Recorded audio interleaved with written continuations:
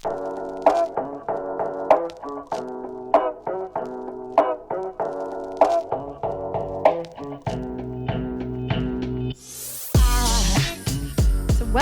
to WTF Stories and Advice. I'm Caroline Cranshaw, hypnotherapist and self-confessed know-it-all. And today on the podcast, we have my oldest, most amazing friend, Leslie Deems, who is a doctor of Chinese medicine. She's also a functional health practitioner and all around a badass bitch. Welcome, Leslie. Thank you, Caroline. Hello. Nice to chat. I guess our chat is going to be aired live. Well, not live because this is podcast, but hey, yeah, people will be listening to it. Yes. So, Leslie and I have been friends since we were 8 years old. My grandparents lived right next door to her, and I can't even remember how we met. Do you remember? Did we run into each other? Well, I was walking to school, and I walked to school on my own most days. And your grandparents just lived 2 houses down, just around the corner from me, and I would pass by their house on my way to school, on my way to elementary school. So this is 3rd grade, and I just ran into you one day walking to school, and we, as kids do, just naturally formed this friendship, and as we were walking to school together, very innocent and natural. Yeah, I don't know how innocent we were. The formation of the friendship was innocent, Caroline. I think we bonded through a mutual, let's say, naughtiness, I would say. Uh-huh. Would you We say were that's accurate? Yes, we were both very smart, and I think we maybe recognized the old soul in each other's eyes. Who knows? But we instantly befriended one another. And we used to get up to crazy stuff. Like we were always trying to find ways to entertain ourselves during, long hot summers in California. And our one story I love to tell is my grandmother had this old wheelchair that she used for like my great grandmother when she would visit. And so we took this and I pretended to be seriously disabled or handicapped. And Leslie would push me around while we collected money for a charity for disabled children. Yeah, that's pretty terrible. Oh, no, maybe I shouldn't be laughing. I thought it was quite industrious of us or entrepreneurial. We made quite a bit of money to buy candy with. And that's what we did. We bought candy with our money. Until our fun was ruined. We went to a house that happened to have one of my grandmother's close friends at it, and they opened the door and they saw me pretending to be handicapped when I wasn't, asking for money, and we were busted. I remember just going, run! And we just ran with leaving the wheelchair there. And yeah, by the time I got to my grandmother's house, she was already on the phone with the lady. And I think, did we have to go back and return money? I can't remember. I think we did. We had to walk back down and retrieve the wheelchair, and Yep. your grandmother said that you need to return the money Yes. that we'd collected. So we did get busted. There was no more of that. Still, it was quite I mean, maybe that's, I don't know, a bit sociopathic, but I thought it was a great way to make money until we got caught. You've always been very entrepreneurial, really. You've always had that mindset. You're very good at that. Well, money is not going to make itself, is it? No, that's right. Got to work for it. Tell us a little bit about what you do. Well, so I am in California. I'm in San Diego, actually, North County, San Diego, Carlsbad, Oceanside, sometimes in La Jolla as well. And my title is Doctor of Chinese Medicine. I do have my doctorate, and I practice some traditional Chinese medicine, which includes acupuncture and herbs and nutrition counseling, purification programs, weight loss programs. But I also practice what I refer to now as the catchy phrase of functional medicine. And what does that really mean? I think functional medicine, along with Chinese medicine, is really a way in which we can look at all parts of the body and how they're functioning as a whole, hence the name functional medicine. So you're looking at various organ systems and how they're interacting with each other and how they're promoting health and wellness or not. So I first take a detailed history with someone,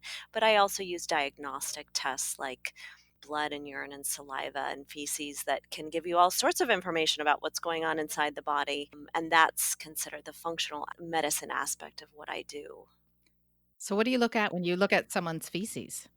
Well, we're looking for yeah, no, it's a good question. And I just provide the kits for the patients, and then they go home and do their business and send it to a lab. So, and then I receive the results. So we're looking to see if there's any parasites. We're looking to see what the flora levels are in the intestines, so the diversity and how much of the diversity you actually have in your intestines, and that those things dictate intestinal health, which dictate immune health, and so on and so forth. Yeah, it's all about bacteria, isn't it? Yeah, you can look for bacteria and fungi present in stool analyses as well. Well, I guess, yeah, and what I meant by that was the good bacteria. Like, aren't we more Yes. bacterial cells than anything else? Yes. Yeah, Yes. it's interesting. Mhm. For you, what would be like common things that you treat? Oh gosh. I treat so many things. And actually, the doctor of Chinese medicine that I trained with here in San Diego, who was originally from Taiwan, he said to me, "Don't ever specialize. Don't ever say that you only treat one thing, because the barometer of how you judge whether someone is a good practitioner is their ability to meet and treat anything and everyone that walks through the door." So I've never said that I specialize, although people really are always after me to say, what do you mostly treat? What do you feel most confident treating? I see anything from overuse injuries, that could be low back pain, carpal tunnel, sprained ankles, marathon runners who are overtraining, to autoimmune diseases, lupus and multiple sclerosis, ulcerative colitis, a lot of gastrointestinal disorders, so IBS and Crohn's and chronic fatigue syndrome and fibromyalgia, sort of a wide variety of patients walk through my door. You do a lot with fertility as well, don't you? I do treat infertility, yes. Chinese That's one of Chinese medicine's claim to fame is women's issues in general. So balancing irregular menses, dysmenorrhea, amenorrhea, which would be the lack of menstruation or pain with menstruation, and infertility. Mm. So, if you're in the San Diego area, I highly, highly recommend going to Leslie. She is amazing. Every time I see her, I'm like, stick needles in me now. Thanks, Caroline. She last time I saw her, she did this like acupuncture facelift Mhm. thing on me where she stuck all these needles in my face. And I swear to God, I did look younger afterwards. It was amazing. I would make you do that every week if we lived in the same city. Yes, and I would love to find someone who could do it on me, actually. That's the Zen protocol that I use. It's a type of facial rejuvenation, we say, and it actually can reduce fine lines and increase elasticity of the skin. So it's a Nice. natural approach to looking younger. And it works. It's subtle, but it's really just a lovely technique. Like I said, I'm looking for someone who could do it on me. I've tried to do it on myself, and it's rather difficult. This is like a doctors who inject themselves with Botox and filler. It just never looks quite as good, does No, it? no, it really doesn't. And you need that other person. When I treat myself with acupuncture, which I do on a regular basis, I would say I feel about 40% of what I would feel in working with another practitioner. So if I'm treating a pain issue, it's going to be 40% effective, so 60% less effective than if I'm working with another practitioner. So for some reason, working with someone else makes all the difference.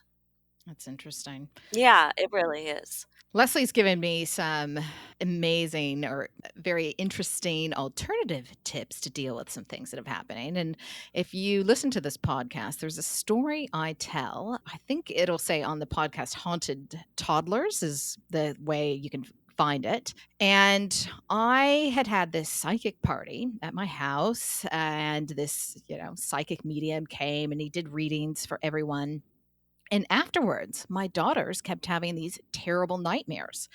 And they would literally have the same nightmare at the same time. It was like absolutely terrifying. And supposedly, I don't know if this is true or not, but when you hold a psychic party at your house, you open up like a portal. So I went to other people that were kind of woo woo. And what do I do? And someone had told me I'd opened up a portal by having this psychic party. And so spirits were able to come through and kind of haunt my children. And I tried all this stuff and the nightmares just wouldn't stop. And it was literally, you could feel something in the house. It was terrifying. I talked to Leslie about it. And what was your advice? Gosh, that's so funny. I forget these things. We've been speaking on the phone with Caroline living in New Zealand and me living in California. We speak on the phone regularly, and I forget all the different things we speak about. So yeah, I actually do have a remedy. It's an old remedy that I learned from the Chinese medical doctor that I studied with that can help actually remove spirits or ghosts or a presence that's not wanted in the house or your place of business or wherever you are. This is what you do. You gather 9 grapefruits. The importance of the grapefruit is that they're round. So my interpretation is that you could also use oranges, but it needs to be that round fruit. And I was specifically told to use grapefruit, so 9 of them, and that number is also significant, being one of the higher spiritual numbers and a closure number. So you gather 9 grapefruits from the grocery store, your local farmer's market, and you put them in a bowl. And then you're going to hold this bowl of 9 grapefruit and you're going to walk around to every corner of the house. So you're essentially going to cover the full space that you are living or working in, but you're going to be traveling around the corners of the house. Does that make sense? Yeah, yeah. Just every Okay. corner of your house. And then you set that bowl of 9 grapefruit in the center of the house. So you just judge what you think would be the center of the house. It doesn't have to be on a table or a chair. It could sit on the floor. Wherever you think is the center of your house, you place that bowl there and you leave it there for 1 week. So the grapefruits are probably going to start to get a little moldy, especially if you live in a warmer climate or you're doing this in the summertime. That's okay. You just don't touch it. You just leave it there. And then at the end, you can do whatever you like with the grapefruit. You can put them in the trash or the compost bin and go about your business. I have suggested this only a handful of times in my career, and I've been working with patients for over 20 years. So, not very many times have I suggested this, but it's rare that someone brings up an issue of having spirits that they can't work with or can't get out of their space. So, I will tell you this handful of times, the people report back to me that it's the only thing that's worked. So, if you or anyone out there listening has an issue with spirits in the house, you can use this technique and get back to us and let us know.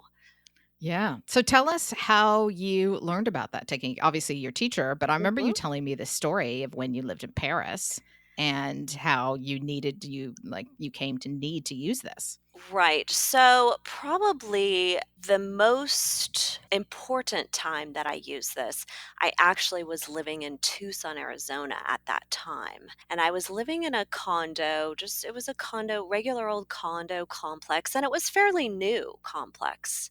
And I had so many different, what I would say, ghosty experiences in that apartment. It was just like nothing I'd ever experienced. I consider myself to be intuitive and sensitive person to my environment, but this was really off the chain.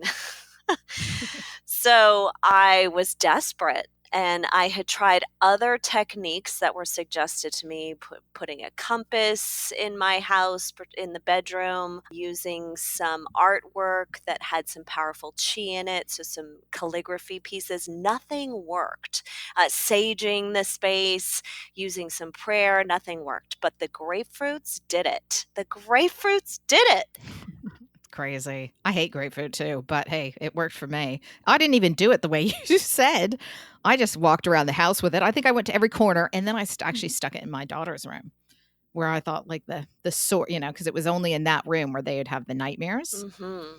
And it was awful. They would stand on the bed screaming, get away from me, don't touch me. And we're thinking, oh my God, they've been molested. But it was like they would just always describe the same thing, that these little boys climbed out of the floor and were telling them to get out of their house.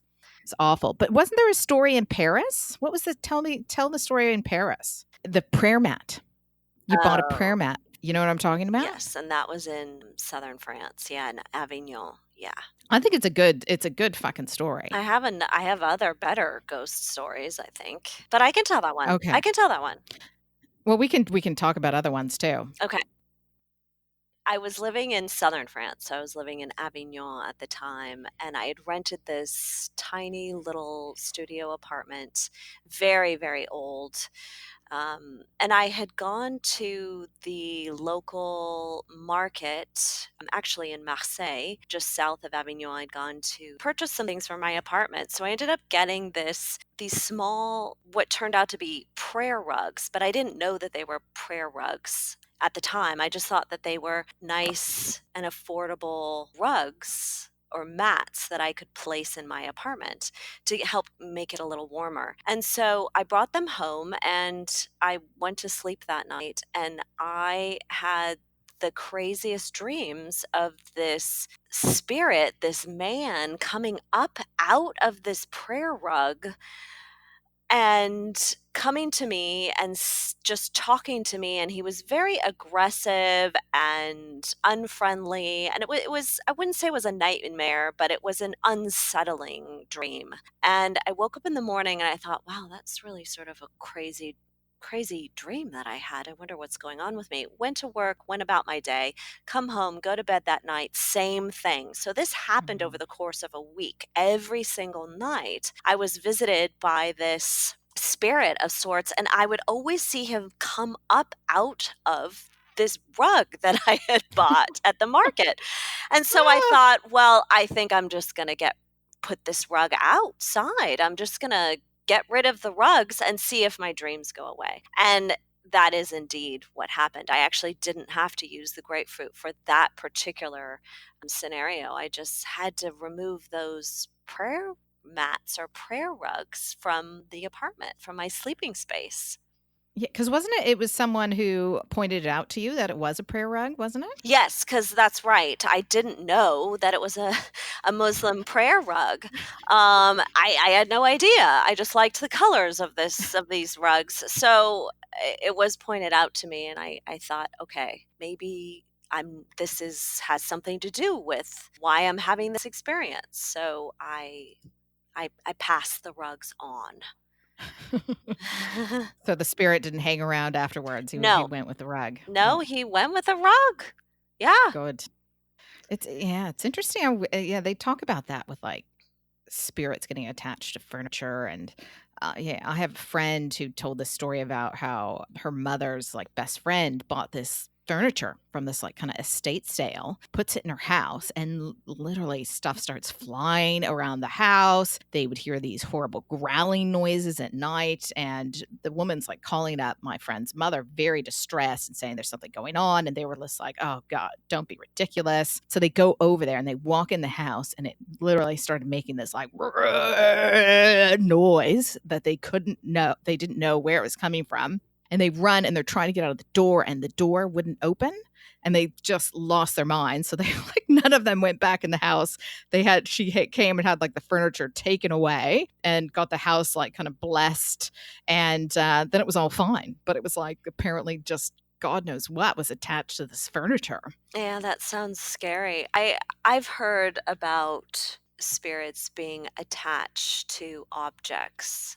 That's not a new concept. I have a story actually that goes along these lines. One of my best friends who lives in just outside Avignon, France. I met her when I was living there by chance. Mhm. She lived in the Middle East for some time, and with her husband, she lived in Syria, and her house is filled with all this beautiful furniture that she brought back from Syria. So she has this gorgeous armoire. She has some rugs and coffee tables and things and some artwork. But this particular armoire is hand carved wood, and it's just absolutely beautiful. She has it downstairs, and my friend, Michelle, I can say her name, Yeah. she's a very spiritual person, and she meditates, and she was a professional and worked in the school system for many years, but she also did some healing on the side with neighbors and friends of friends. So she's an avid meditator, and she does a meditation every day, but sometimes, and not all the time, and she has no control over it, sometimes she'll hear a knocking from the inside of this particular armoire, this very old, beautiful armoire. And Ooh, oh, I'm already getting goosebumps. Yep. when she hears this knocking, she knows that there's a message for her, and she has to go sit as soon as she can.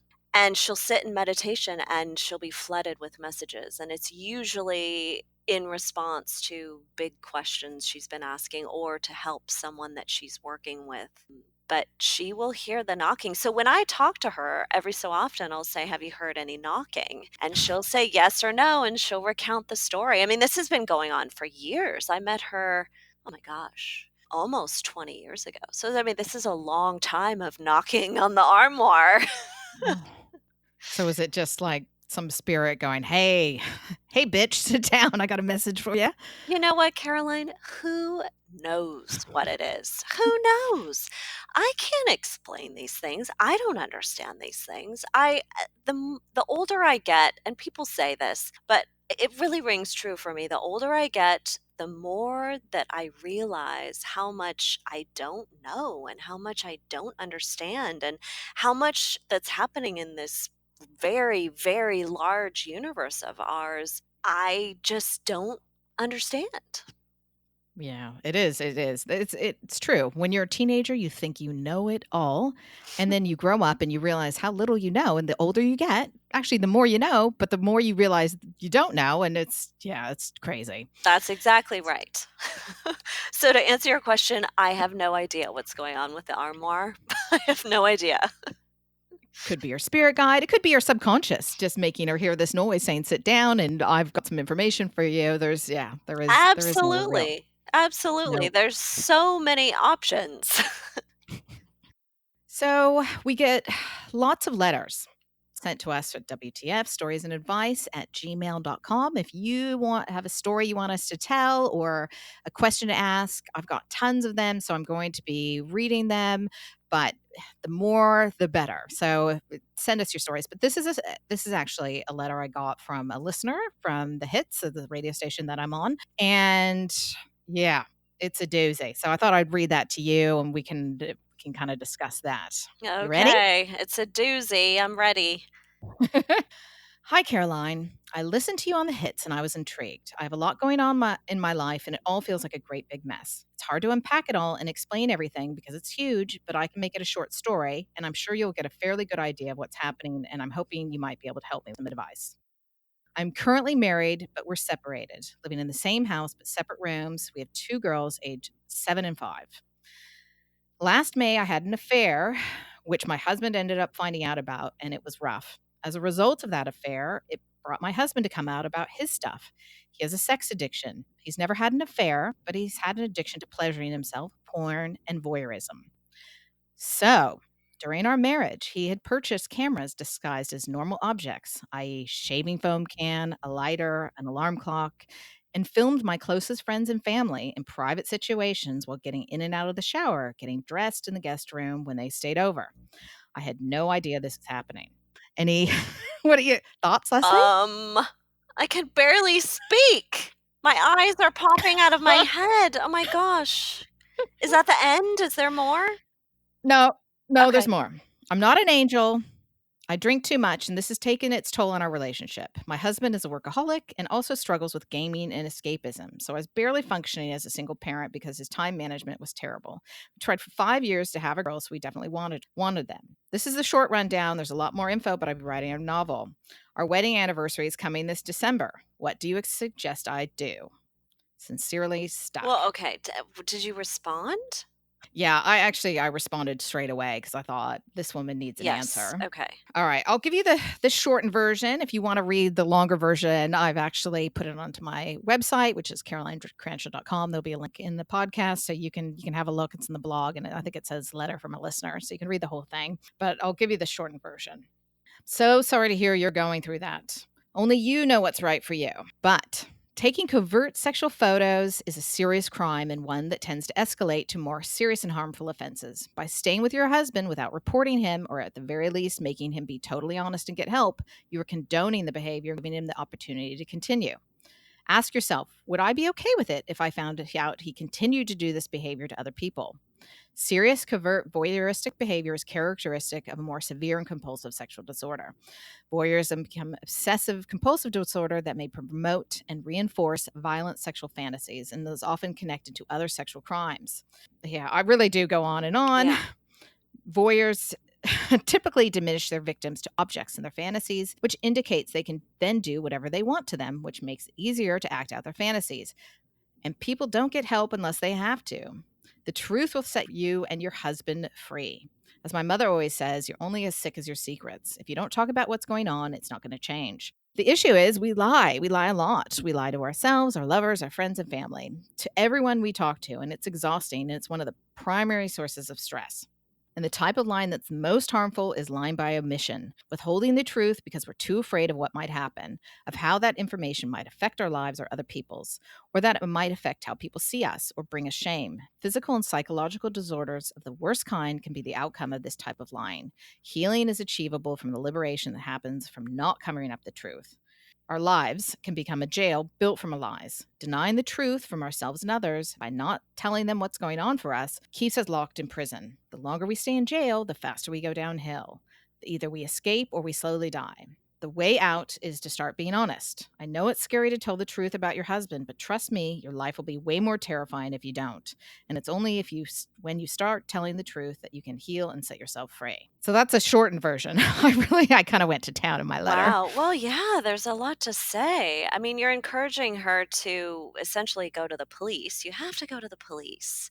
And it's so embarrassing, and it has the potential to destroy your professional and personal reputation and life. But like you said, I mean, if this is just adults in the video, that's in the United States, it's considered a misdemeanor. But if there's minors in those videos, that's a felony offense. I don't know what in New Zealand, I would guess it's the same. But this is, I think it's a felony here. yeah. So that, For even covert filming, okay. when people are like getting undressed and stuff like that, it's more than a misdemeanor. Okay, so we're looking at a felony offense, so very serious. It's illegal. It's not something to be covered up, and it's really just nail biting to think that this kind of behavior actually progresses. So you've got to do something now. Have you heard back from her? No, I didn't hear anything back. I'm going to send her another email and just kind of check in. Yeah, I thought that was interesting that I didn't get a response, probably because she didn't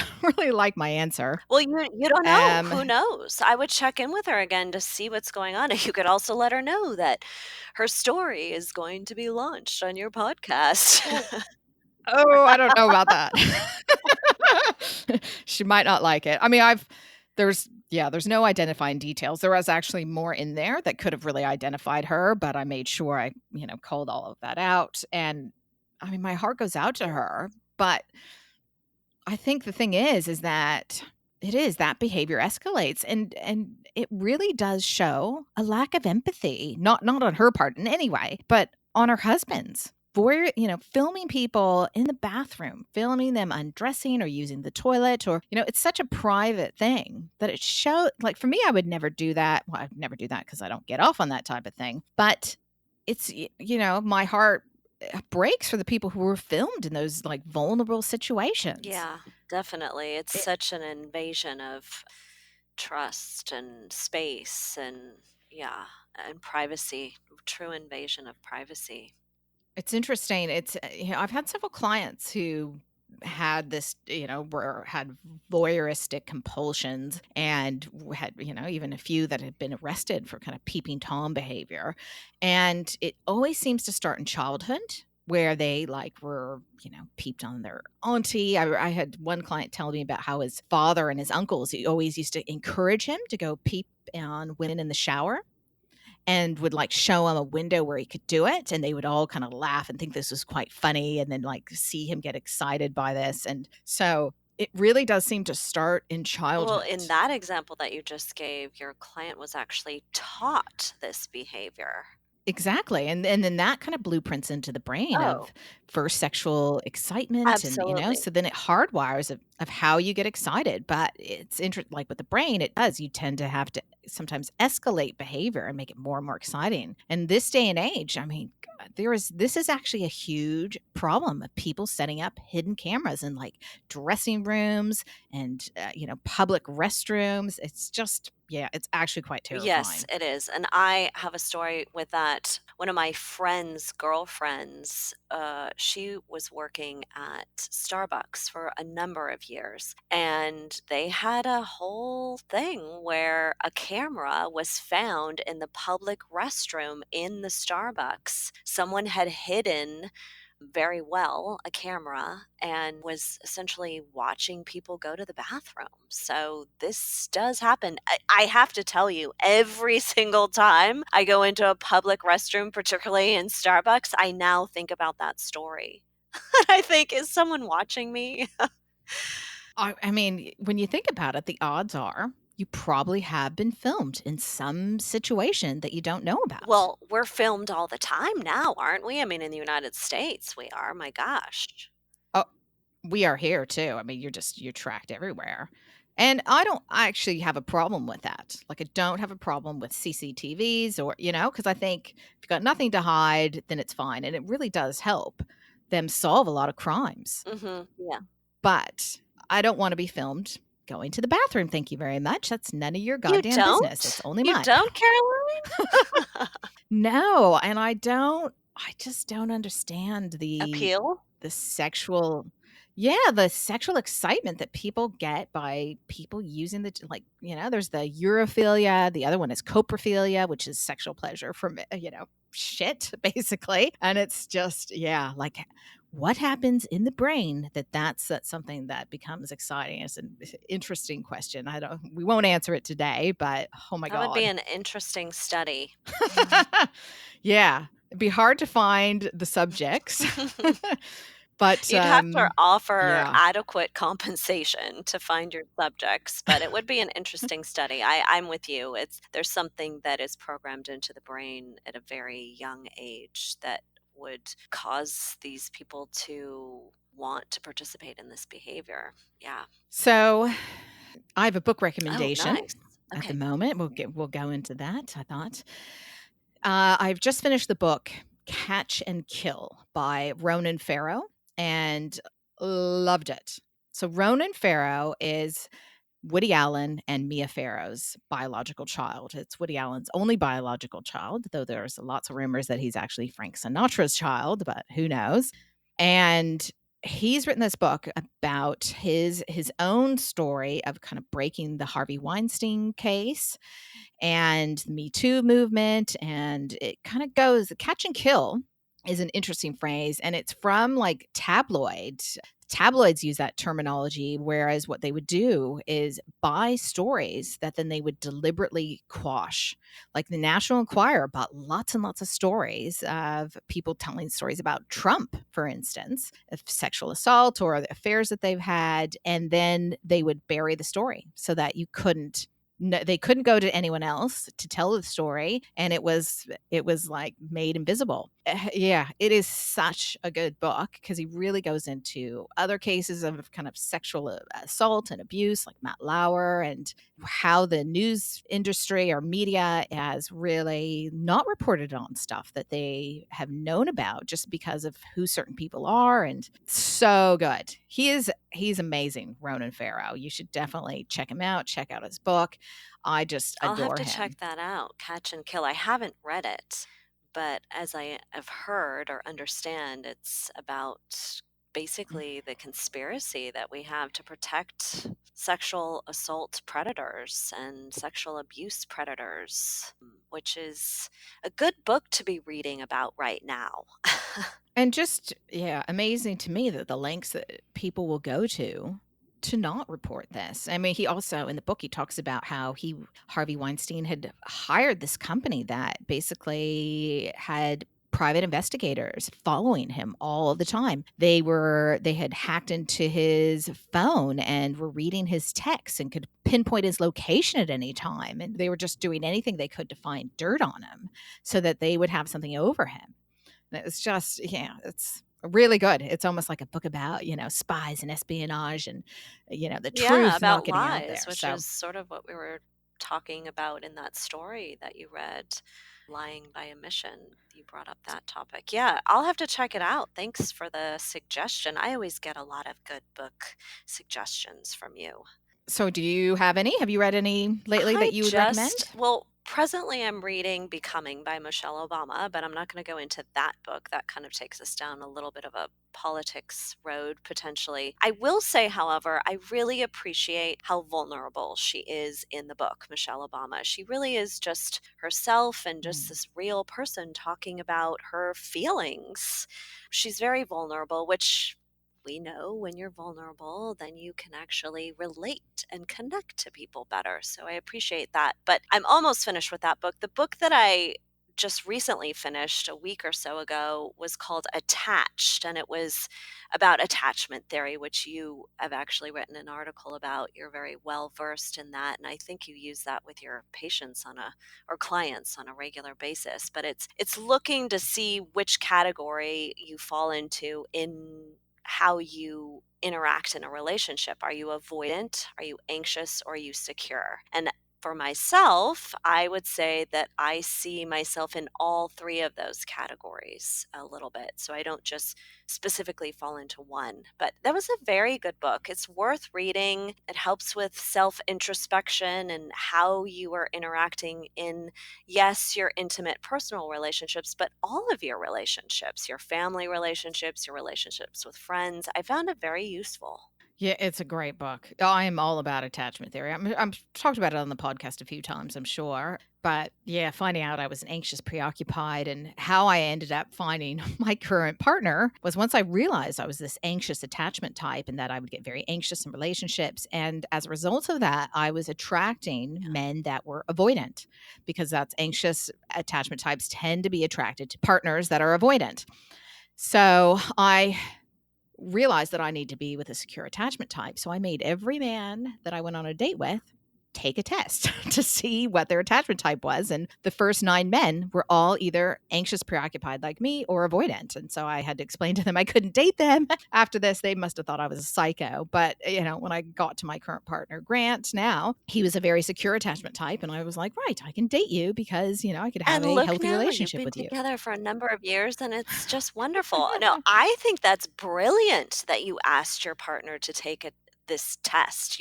I was going to mention that in the book, there are tests that you can take yourself or that you can take in thinking about your partner to determine whether you're anxious or avoidant or secure and where your tendencies fall. And I think those tests are very useful. So, my question, I have a couple questions for you, but one, how did those Mhm. men that you went on dates with, how did they respond to you asking them to take a test? How was that met? They were absolutely fine with it. They thought it was really interesting. And I was like, oh, yeah, just take this test and, send me a screenshot of your results. I'm just writing an article. It's really interesting. And then I'd be like, I'm sorry, I've just gotten your results back. And unfortunately, we won't be able to go out again. Yeah. And they're just like, are you fucking kidding me? I'm like, no, I'm not. I'm really looking for a healthy partner. I'd really recommend some therapy. Not with me, because that's now not appropriate. But I could recommend some really good relationship therapists that could help you work on your issue. They must have thought I was fucking nuts. Like, basically, is the end Well, result and of you that. saved But I don't yourself. care. You saved yourself I from knew. going down the road and investing time and energy with someone that potentially wasn't the best match for you in what you're looking for. And you're really looking for a secure partnership. Yeah, and I think that I just knew I could not trust myself for basic I mean, like, I had to science this shit up because I just continually over and over picked avoidant partners or men that were anxious as well, and they drove me even more crazy than avoidant partners. So it's just if you continually keep picking the same partner over and over, there's normally a reason why, right? And it's if you look at that and you start making some objective decisions and not just whether or not you're attracted to them. Like, I think you absolutely should be attracted to them. There's no doubt about that. There should be other, your values should match up. But if you're a secure partner, you probably can handle a partner that is avoidant or anxious. But if you're not, my advice is do whatever you can to get a secure partner. And therefore, you can become secure in that process. You have a secure partner, no matter how screwed up you are, you actually can become more secure in yourself if you're interacting in this partnership with someone who is secure already. But I have to ask a question because I know I'm wondering, and your listeners are probably going to be wondering too. How many secure partners are there out there? I was just listening to my roommate last night complain, really, or just express complete frustration with being on this new dating site. And she had a conversation with this guy on the phone last night after having texted and had some really fun banter for the last couple weeks, and they finally had a phone conversation, and it just did not go well at all, and she was sad and frustrated. So how many secure partners or how many people out there that are available are really secure? I mean, you can't give me a number, but well, they estimate okay. 50% of people are secure attachment types. Right? Well, So that's pretty good. the other 50% are not. 50%. That's encouraging. Yeah. That's good odds. The problem is, the older you get, the less Yes. secure attachment types are single because they get into relationships and they tend to stay in them. They tend to be more loyal, committed. They'll work things out when things get a bit rough. And so, unfortunately, as you get older, if you like 30s, 40s, 50s, 60s, whatever age you are, I think it tends to change as you get into your like 60s, actually. And then it's like more secure people come back onto the market because, it's more like people are single because their partner has 60s? passed Really? away. There's going to be Things a like that. lot of people out there not happy hearing that. They have to wait until their 60s to meet a secure partner. Yeah, the 40s and 50s are not the best years for finding a secure partner, but there's always new ones coming on the market, and there could be secure partners who have been in long-term relationships with someone who isn't secure, who ends up like cheating on them or dumping them or whatever, and they may become insecure because of that. But hope springs eternal. I Hope mean, you just need one person, springs right? eternal. Oh my If you gosh. That does not sound very hopeful. I'm sorry. So that's just a taster of the different things that we're going to talk about. Leslie has been very well behaved on this podcast. She's normally pretty fucking loose bitch, if you ask me. Go easy on me. It's the first podcast. I know, but so we are going to talk about anything and everything. If you have any questions for us, any stories you want to tell, we can talk about any topic you can think of when it comes to relationships, weight loss, spirituality, health, any questions. Ghosts, how to get rid of them, how to communicate with them, just anything you can think of, write to us at WTF Stories and Advice at gmail.com. There's a link at the podcast notes. And Leslie, where can they find you? We'll just throw in my website link, awakenbalance.com. Yeah, we'll add the link. But yeah, if you have health issues, Leslie is the person to see. Whenever I have any issue, I call her up to kind of find out how I can address it. And she's amazing.